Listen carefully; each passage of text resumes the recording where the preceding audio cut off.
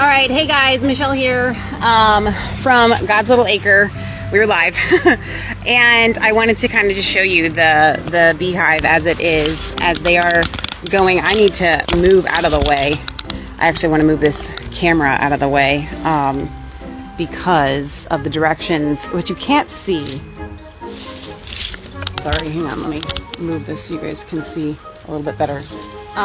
What you can't see that I can see here is the direction from which all the bees that are coming in here are flying, and they're coming from all different directions, which is just so fascinating. If you ever get an opportunity to be with a beekeeper and check a hive, I highly recommend you take it, because Charlie, you should not come over here, because you'll see stuff that even watching on YouTube it'll never compare. It's not going to be the same thing. So it is October. No, it's not. It's not October yet. We are at September, the end of September, almost into October. And I have no problem telling you that it has been way too long since I got in my bees. We went into winter with 7 hives. We came out with 1, which was devastating. I thought in the beginning, we were going to have about 3. We really only ended up with 1. I could have gotten more bees. I could have ordered more bees. I could have split these bees. But this has been, as many of you guys know, one of the hardest years of our lives, and most spiritually intense. So the bees, unfortunately, have taken a back seat. Which is, you know what, sometimes you have those years, you know. Other years I've done really well with them and stayed on top of them and done all the splits, and this has just been one of those years where I haven't been able to do that. I have a class coming on Thursday, and we're going to go over bee basics. All winter here, am I still on camera now? Not all winter, listen to me, I can't even speak. All summer, I have really just let these bees do their thing. And I think that, like, if I'm going to be honest, I think there's probably a spiritual component to this. And what I mean by that is, you know how the Bible talks about letting the ground go fallow every once in a while? For me personally, just taking kind of a year off of bees, which is what this has been, and just let this hive just do what it does naturally, I think there's some sort of spiritual component to that. So that's what we've done. I have let this hive just do its thing.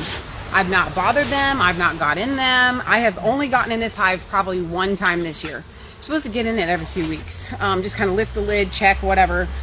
I have not done that. And that's okay. You know, you do what you can. And normally I would have 6, 7 hives sitting out here. I have 1. This is just a blank.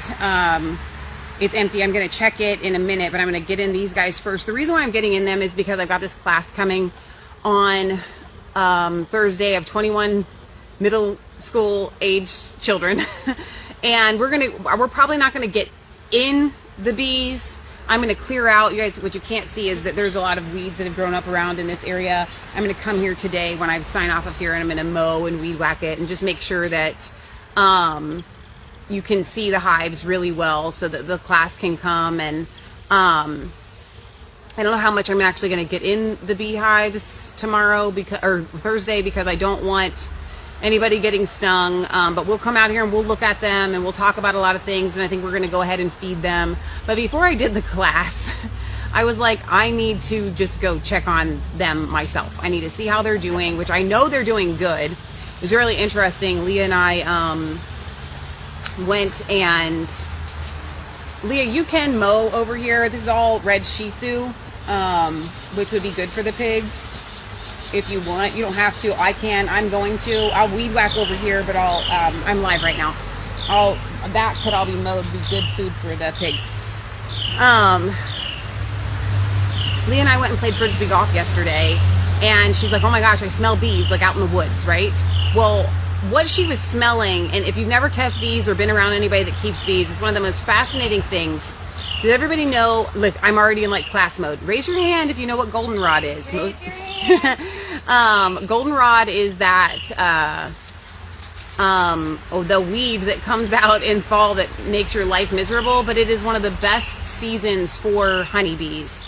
So what happens is bees go through what we call as beekeepers a dearth in roughly late July through the whole month of August. You should be feeding bee food, which is sugar water. And if you don't keep bees, you can still feed bees if you want to. You can put out sugar water. You 50-50 is fine. 50% sugar, 50% water, whatever. Doesn't have to be a perfect ratio, but it does need to be all the way liquefied. Like the sugar needs to be heated and incorporated, just like you would feed your hummingbird feeders. Which, if you're already doing hummingbird feeders, you're well aware of how much bees like sugar water. I get a lot of complaints from people like, I'm trying to feed the hummingbirds and there's all these bees around. I'm like, well, that's a thing. So I don't know what to tell you. Like, I don't have an answer for you. You're going to attract honeybees when you put out sugar water. It's just that simple. But anyway, the dearth is hard on bees. I did not feed this year during the dearth. Normally I do. But like I said, we're going to find out how this hands-off approach has worked for this colony in a second when I get inside here. But I am going to, for the class on Thursday, we're going to make a sugar water mixture and we're going to show them how to feed the bees, even though the bees will probably not go right to the sugar water. Anyway, back to the goldenrod. But what's great is within the first couple weeks of September, goldenrod starts, and you'll know it because of the allergies if you're an adult and you suffer from allergies. It starts to come in, but when they start bringing in the goldenrod, it produces a very pungent and yet sweet smell that you can smell within 50 feet radius of this hive, which I just think is awesome. So hello, God, keep them safe, whatever's going on, in Jesus' name.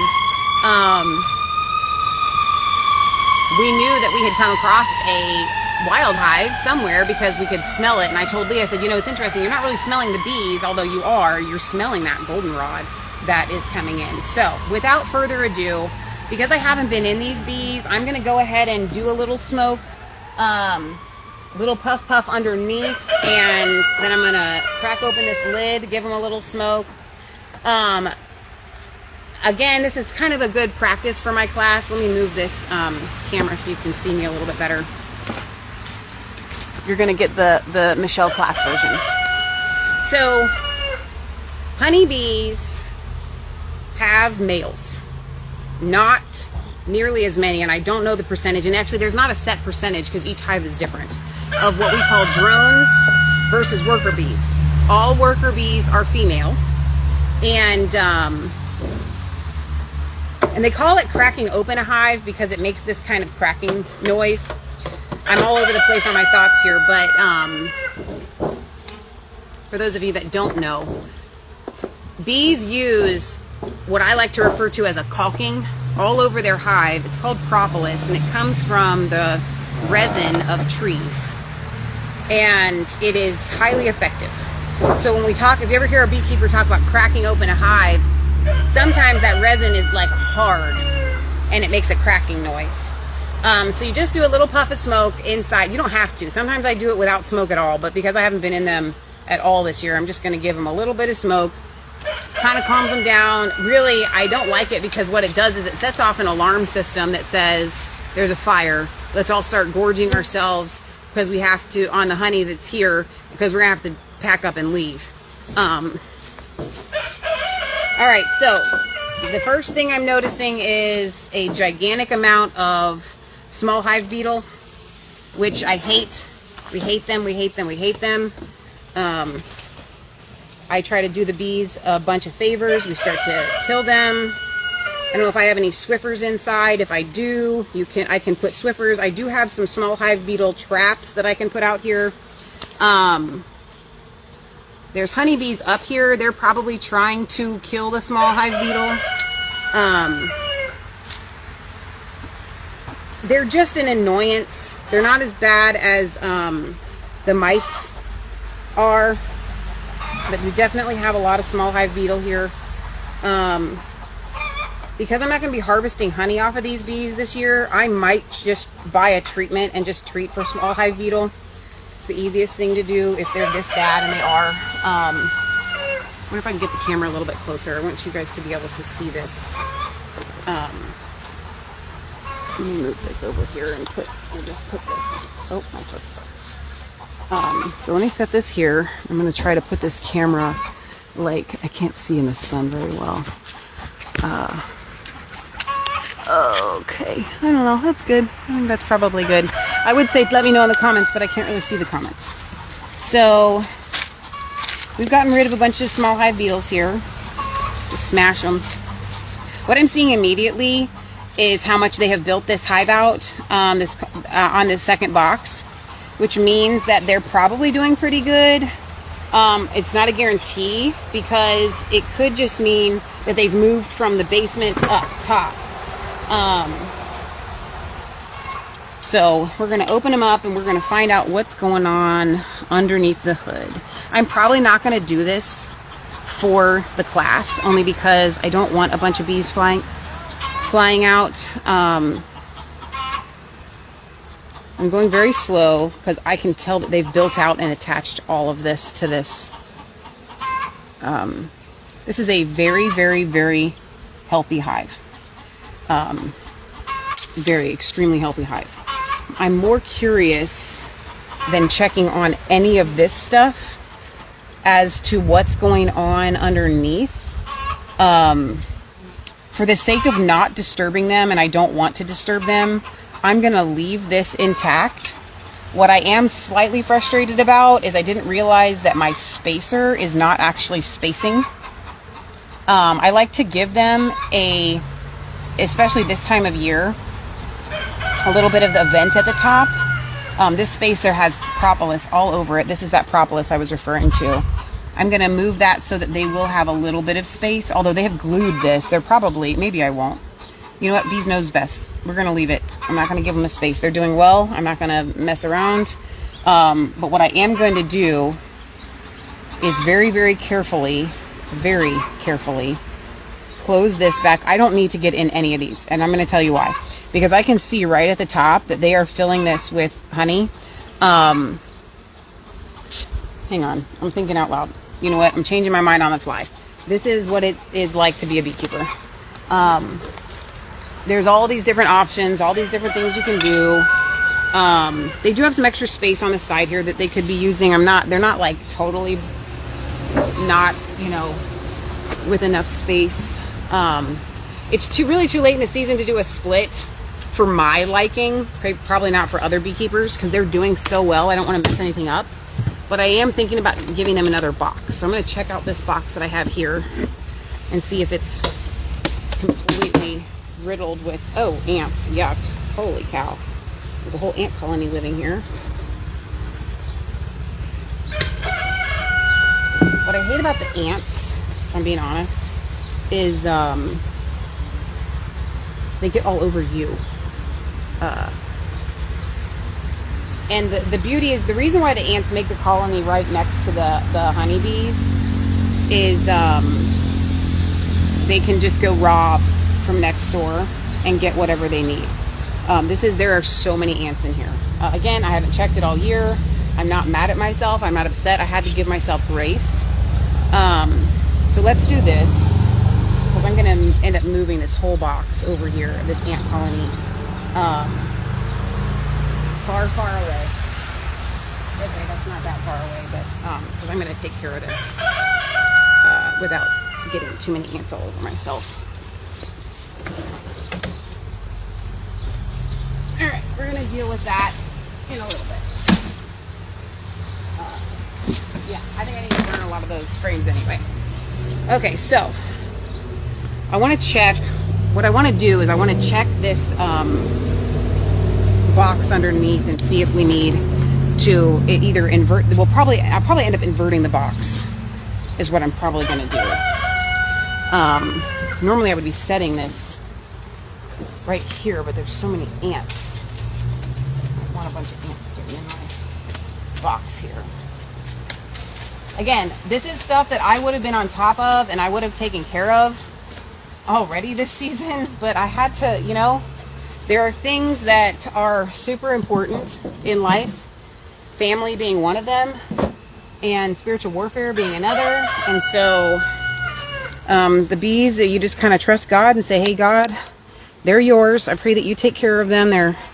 I'm trying to be as good of a steward of all the different things and that you've given me. I can already tell this is hugely full because it's so heavy. Oh my gosh, it's so heavy. These bees are being very calm right now. Alright, so now we're going to do some checking out of some stuff, because if that is full, if this is full as well, I'm going to add another box. If it's not full, I'm going to invert it. The reason why you would invert it is because bees have a preference of moving up. They don't like to move down. And so if they have extra space below, they won't really work that space below sometimes. They try to work their way up. So it does look like we have some extra space here at the bottom, but I still think that they would benefit from another box. So I may be walking you guys over to get another box with me. I still might invert this, but maybe not. Because that's so heavy, it feels like it's just honey. So normally what you'll see is the honey, they'll do the honey up, and below is where you have what we call brood. And if that's what we have here, then I'm definitely going to go get another box and maybe some frames, and I may be able to pull a frame or two of honey so that I can extract it with the kids. So I'm trying to get to the center, and the reason why I'm trying to get to the center here is that's where I'm going to find whether there's brood in here or not. What is brood? Brood is the babies and the eggs that they're rearing. I can almost, oh shoot, I killed a bee. That's a problem. Why is that a problem, Michelle? It's just one honeybee. It is, but then they smell it. So I'm going to spray, if I can get my spray bottle to work here, where I accidentally killed that bee on here with honey water to mask the smell. Because they go into panic mode if they smell that a bee has been killed or injured. So I try very, very hard, and sometimes it's not easy. Because they have, you know, like the hive mind, they will sound that alarm and it'll go through so fast. Wow. This is amazing. So they're already backfilling with honey here. This is all, that solid block that you see is really beautiful honey. Or excuse me, capped brood. That will all hatch out and be bees. This hive clearly needs more space. If I had been able to get to them weeks ago, I would have done a split and made 2 hives out of 1. But like I said, I feel like we're too late in the season for that, and so I don't want to do that. Judging by the fact that I saw them backfilling those holes with honey instead of babies, like little eggs, I think they've moved up and they're starting to fill down here with honey. Let me see. Yeah. And that's fine. They're allowed to do that. I guess I can show you guys on camera. So where the brood is hatching out, they're backfilling that with honey. We're going to check one more frame over here. Since they're doing that, again, I'm thinking out loud, they would probably prefer me to invert these boxes, because if they've moved the brood chamber up, they prefer the brood chamber to be at the bottom and the honey to be at the top. Right now, because they're making the best of the space that they have, they've inverted. What's in here? Alright, so this is, again, they are just starting to fill this with honey. They're drawing out this comb and they're filling it with honey, which means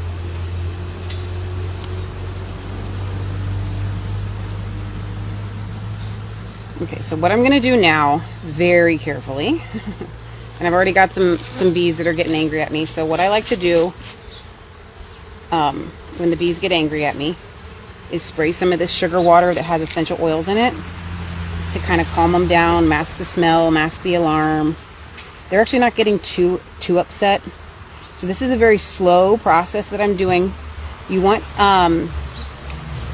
so these are called Langstroth hives. And it's made by, I don't remember the guy's first name, but clearly I can remember the last name because it's Langstroth. And he did the measurements to find out what we refer to as bee space. And he studied hives and bees to find out what the optimal bee space was. I don't know what it is. I should look it up before my class on Thursday. It's something like a little bit more than 1/4 of an inch or something like that. So I am slowly squishing these together because it gives any bees that are in the way of my squishing a chance to get out of the way. But you want to always leave your hives with the proper bee space. And that means to put your frames back exactly as much as you can within what they've given you to work with all this propolis, with the proper bee space. You don't want to try not to squish any bees. I do have this small hive beetle.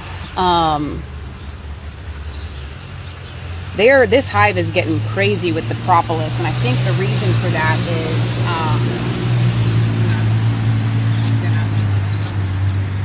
get rid of these small hive beetles. I think it's because of the small hive beetles that are in here.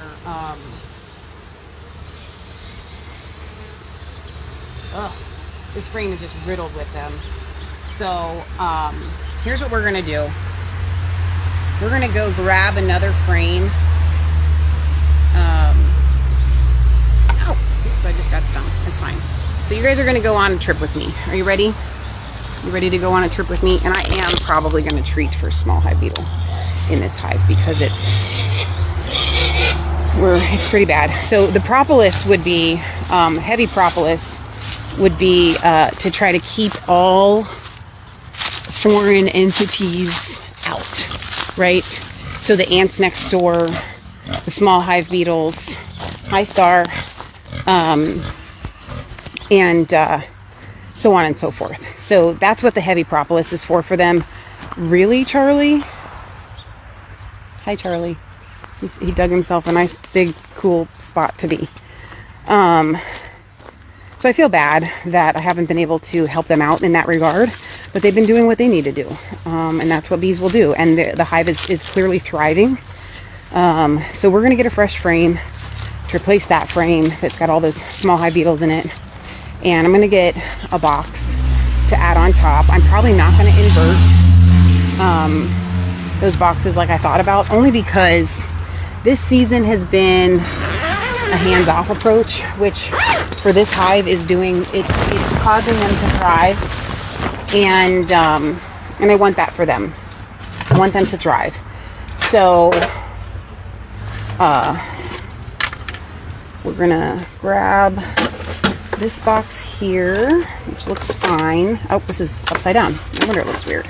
Okay, so that has 10 frames. Now we just need one extra frame. Normally I would just put a, actually, as I'm thinking out loud, let me see if I have any small boxes. So there's two different sizes with the Langstroth. They're, well, there's two that I use. There probably are smaller ones. I call it, they're smalls and mediums. It's kind of dumb and confusing. Let's see what I have here. Looks like I do have a small. So we're gonna go with, it's actually called a medium. I call it, oh, I just dropped you in the extractor. Okay. We have been so, oh, here's just a spare frame. I need that. That's what I need. Okay, you I need. Spare frame. We've just been so busy and crazy, and life has gotten away from us that, like I said, I haven't been able to be the beekeeper that I love being, that I want to be. to stay on top of things and to give my bees the very best opportunity that I can to do the best that they can. And, you know, God forgives me. The bees forgive me. And God takes care of them even better than I can. So we're going to get a medium box here with 10 frames in it. And we're going to grab an extra large frame. So we're going to replace that one. All right, I'm going to set you guys right there. And you're going to come back with me. I would love to have a little bee shed. I don't. I'm using our extra shed for all of my bee stuff. I should have one just like out there by the bees. It would make my life like a million times easier, but if you work with what you can, right? Hi, Charlie. Okay, so, oh, hi, Audrey. Everybody's here. Gang's all here. So I feel good about my bee check here today because it could be worse. If the worst of what I'm seeing in here is small hive beetle and ants in that one box. No, they're in my lap here. They're fine. He's like, let me carry your phone. Then that's okay. Like, that's pretty good. I've never treated with an actual treatment for small hive beetles because we try to keep our hive all organic. And it's not hard to treat for small hive beetles with different traps. Here's the reason why I don't like treating with the traps. They're oil traps and Swiffers. Like, you literally put the Swiffer in there and they get caught up in the Swiffer. The reason why I don't like to do that, and I have done both in the past, is because it doesn't catch that many, and sometimes bees get caught in them, and I hate that. And like I said, because we are not going to be harvesting honey from these guys this year, I'm going to see what organic treatments I can find. I'm sure I can find some.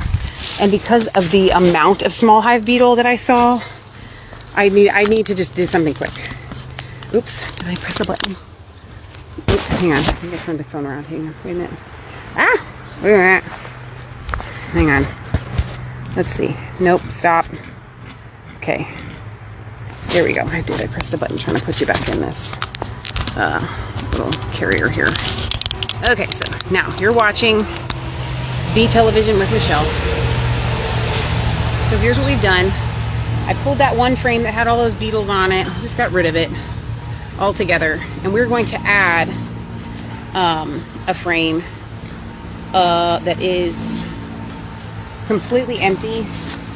They probably will not draw this out. What does that mean? It means this is just this is plastic with wax coated on it. They will not actually draw this out this year. It's just going to take up space, which is fine.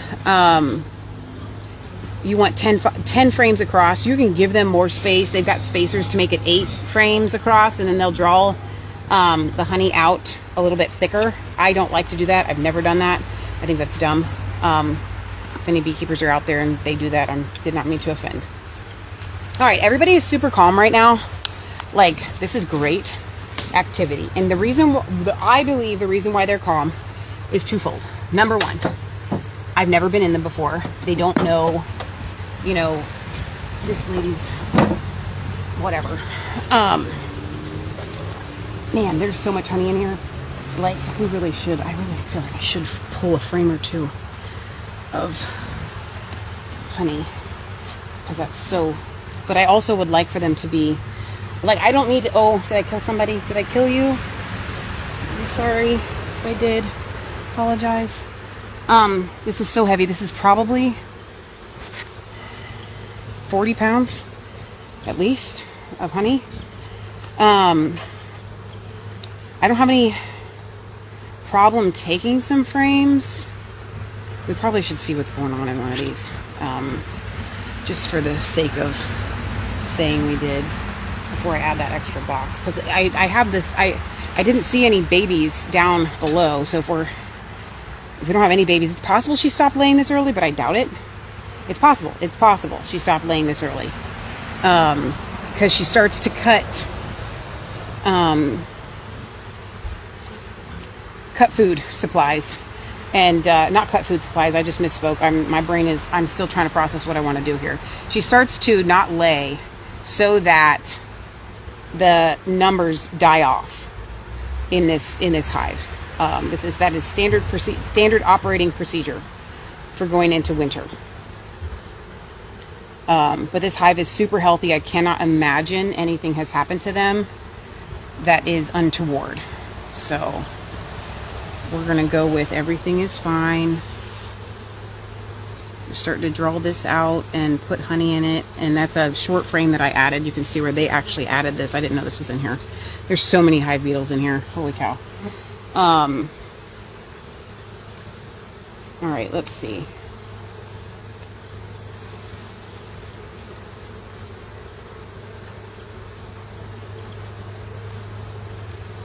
I'm gonna lay this down gingerly here. Yeah, we definitely have a giant small hive beetle problem, which we are going to take care of. I can already tell that they're like super angry with me. The noise is starting to get louder. The humming of the hive.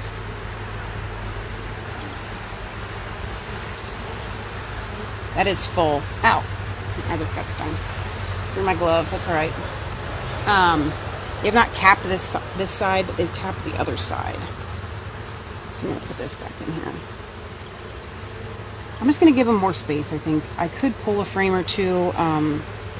So when a bee stings you, again, they can smell it. So I usually just spray my glove with the sugar water right there.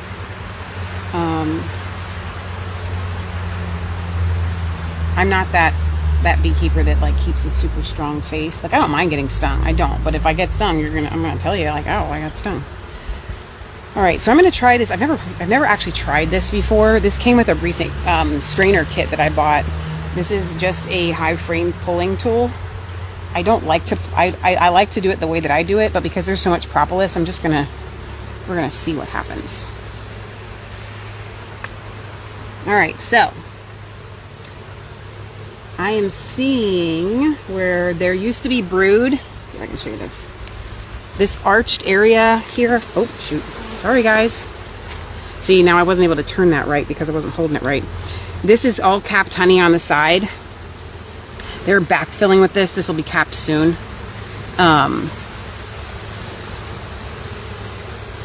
There's some brood left in there, capped brood that'll come out soon.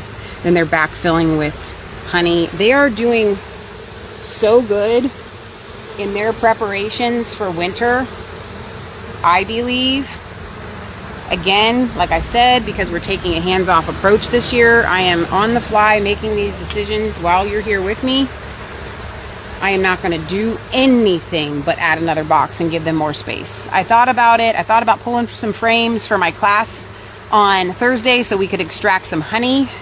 But the bees and their well-being comes first, not the class. So because I have had to take such a hands-off approach, I don't feel like I have the right to come in and just say, hey, I need to steal some of your frames for this class that I have on Thursday, because I'd like to show them how the extractor works. If I had 6 or 7 hives running right now, 100% that's what I would be doing. But especially since they have the small hive beetle, which adds stress to the hive, which I don't want to add more stress to this hive than is necessary, because we're going to need to treat. And I'm going to look up my organic options besides the traps. I'm sure there's an organic option. I know everybody out there like, Michelle, don't put chemicals in there. I will find a non-chemical option that I can use. It may not be as effective, and I can go ahead and do both. I could set the traps if I need to. But I am going to stay on top of this now that I know that it is a thing. All right, so here's what we've got. I've got this box right here that I'm just gonna, so we've got 2 bees that I accidentally killed. So these guys are trying to help them. I've actually got several here that I decapitated, and I feel really bad about that. I usually put them out of their misery because I'm just that way. I don't like to have any creature that God created suffer. And so if I've killed them on accident and squished them, I try to finish it off quickly. That's just how I am. There's always going to be the bees that are going to get stuck or trapped or whatever. You just try to minimize it.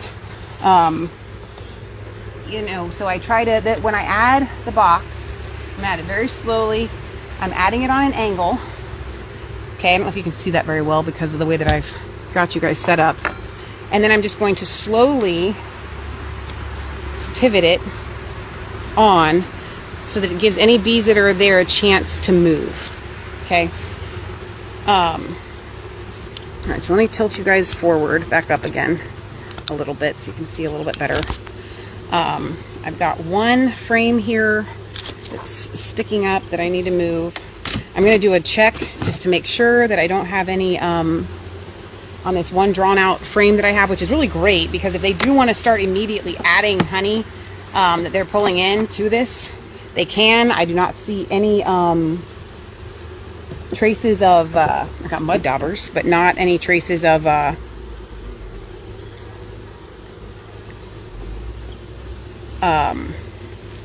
hive wax moth, which is good. Pull the mud dauber part out, they can redo that. I'm just helping them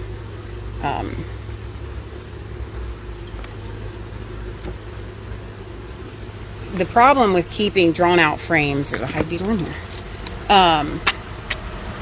already.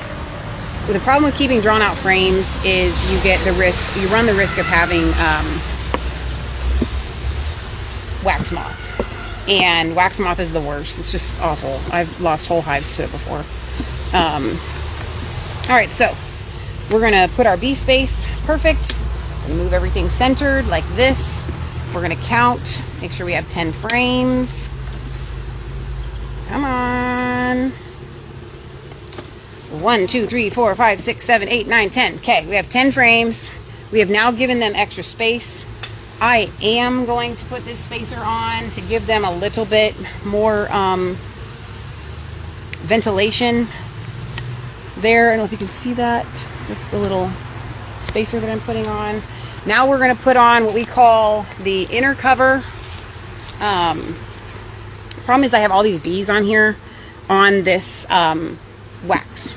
So we need to take care of that, and here's how we're going to take care of that. Are you ready? Just shake them, get them off, and put this on here just like that so that we don't squish anybody in the process.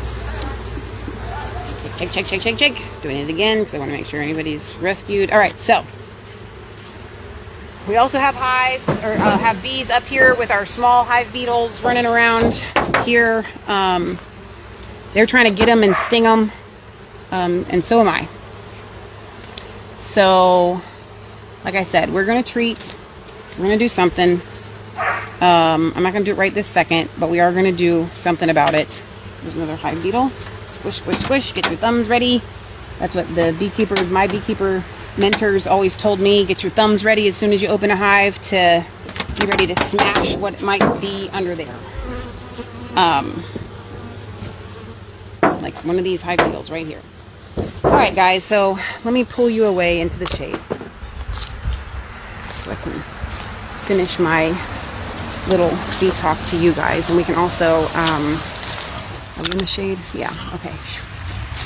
We can check out these frames that had the ants in them. The ants are still like here. I have destroyed their whole life. I don't even feel badly about being honest. But I don't want them crawling all over me because that's just yucky. I'm going to see how these frames are. If they are bad, we will burn them. And they probably are. Yeah, so we have wax moth in here. I could freeze them, which I might. We'll see. I'm going to see how bad they are. I might freeze them, and then I can save them. Freezing will kill the wax moth. I like to kill them when I see them so that they don't go and try and find a home in my other hive. So yeah, these frames aren't actually too destroyed right now. And I knew that, I kind of had a suspicion that these would be, that these would have wax moth in them. These actually frames don't look too terrible. I might be able to save some of them. I might not be able to. Let's see. At this point, I'm just, yeah, some of these I'm just gonna burn. I don't know if you can see that on the camera, but it's just yucky. I wouldn't want to give this back to some bees. So what I'm gonna do is I'm probably gonna leave this here. Well, not that one. I'm thinking about the ants. I do need to come in here and mow and weed whack. I hope this has been interesting for you guys. Let me check out some comments. Mindy says, it's a pheromone from them, right? The smell, I could be totally wrong. I've had so many hummingbirds come this year. I've been feeding for 4 years now. I have one that will come to me, still won't land on me, but comes to me. LOL, simple things makes my heart happy. Odd, we call them drones versus worker bees. I know, right? So anyway, I love that you have hummingbirds that will come to you, Mindy. That's awesome. I need to mow back in here and I need to weed whack, and that frame is still covered in these small hive beetles. Just so yucky. So yucky. They fly though. Isn't that terrible? Like, they fly. It's just, you can't see that, but I hate them. I hate them with a purple passion. So I'm probably going to sign off here while I get all this stuff cleaned up. Thank you guys for tuning in and being a part of my afternoon. I've got a lot more that I need to do, especially dealing with these ants. But overall, for not having checked on my hive all year, really except for one time, I'm not upset. I'm not upset at anything that I found. I'm actually really happy with that colony. They're doing very well. I'm happy that I just now gave them extra space. And we're going to find out what I want to do to treat them. Hopefully get it overnighted from Amazon. And I will look for the non-chemical organic option so that I don't have to deal with worrying, because I worry. I do worry about the bees. I worry about how they will fare. I worry about them, right? It's just, I can't help it. It's part of, who I am. When you're a beekeeper, you lay a lot of times, if something is going on, you like lay awake at night worried about them and thinking about them. It's part of the beekeeper's life, I think. But because I have had so many other things to worry about and think about, they have not been at the top of the priority list for worry and thinking. All right, you guys, so thanks for coming out with me and getting into the bees with me, so it makes it less lonely and more productive based. And like I said, I hope that you enjoyed it and it was educational for you, and as it is usually for me too. I will probably plan on ordering about 4 hives going out of winter. You can order them, you really order them anytime, so I'll probably have them ready to come in April and just start off the ground running. I feel like this hive will come out of winter very well, especially given how they're doing right now, and especially if I can get that small hive beetle taken care of, which I know we can definitely get that done. So all right, I've got a lot of work left to do for today. We've got that class coming on Thursday. We're trying to clean things up and get things ready and make sure that all of this stuff is taken care of and that I know what I'm getting myself into when they come. That was the big goal. Like, I need to know, why do I flip these backwards? I need to know what's going on in there before they get here. I don't want it to be a surprise when I'm dealing with a bunch of middle schoolers. I need to make sure I know what's going on in there, and I should have before now, but God knows, God takes care of the bees, right? Okay, all right, so I love you guys. God loves you. God bless. Remember, it's not just a conspiracy theory, it's actually the truth. I think we're doing a healing for the fractured soul tonight, but it will probably not be until 8:30 if we do one, because we have so much that we're doing around the homestead here. So keep a lookout out for that. That'll be on Facebook, Rumble, and both YouTubes. We're still not on Twitter. If you guys are on Twitter, please go and follow me on Twitter. I'm at Resistance Chicks without the I in chicks. At Resistance Chicks without the I. Follow me, retweet Tom Renz's post, and message support and go at support. Please unsuspend at Leah Svensson's account. We need as many people to be inundating them with. I started up a whole new account just so that I could be a part of this process of getting Leah's account unsuspended. She does a lot on Twitter, and I know that there's that stance of like, oh, just don't be on Twitter, it's so bad. Like, guys, that's the public square. That's where people are at. Leah's doing really good work over there. And so any help that we can get in that regard, and if you know anybody that has a big account personally, and you can contact them and say, hey, I know this is reaching, but like, you know, would you be willing to, you know, message support on behalf of my friend Leah Svensson, at Leah Svensson. So we're going to keep pushing that as much as we can. And don't think that that's all that I have. I've got lots of work to do, and I've got piggies that are screaming, so I need to make sure that they're, I know that their bellies are totally fine. But I'm still going to go give them some scratches. Okay, bye guys.